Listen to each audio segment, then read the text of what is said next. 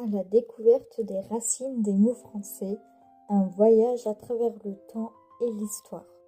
Mesdames, messieurs, curieux de tout âge et de toutes origines, bienvenue à ce voyage linguistique fascinant au cœur des racines des mots français. Aujourd'hui, nous allons explorer non seulement l'origine des mots que nous utilisons quotidiennement, mais aussi comment ces petites unités de sens ont évolué au fil du temps pour façonner la langue que nous parlons aujourd'hui.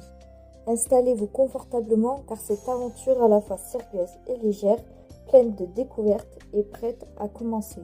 Chapitre 1. L'origine latine, les fondations du français.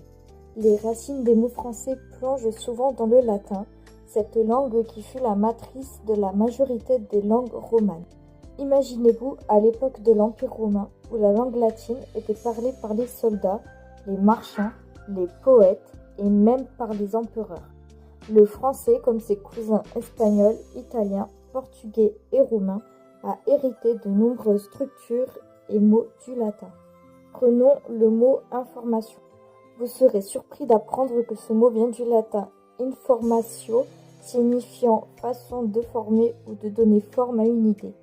L'idée de former une pensée est toujours présente dans notre usage moderne.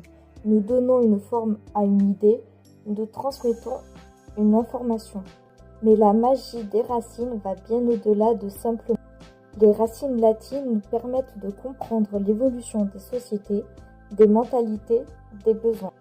Par exemple, le mot socius en latin, qui désigne l'ami ou le compagnon, est à la base de mots comme société, social, mais aussi association.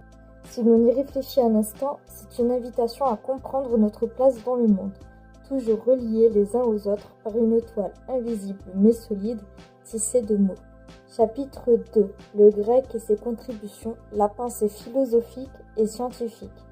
Une autre grande influence sur le français vient du grec ancien, particulièrement dans le domaine des sciences, de la philosophie et de la médecine. Le grec est une langue à la fois riche et précise qui a donné au français une multitude de mots très spécifiques. Prenons par exemple le mot philosophie, directement issu du grec philosophia, signifiant l'amour de la sagesse. L'origine même du mot évoque un désir profond d'acquérir la connaissance. Les racines grecques sont aussi responsables de l'apparition de termes qui façonnent encore notre quotidien. Le mot théâtre, par exemple, provient du grec théatron qui désigne le lieu où l'on regarde. Ce mot incarne à la fois la fonction et la forme du théâtre.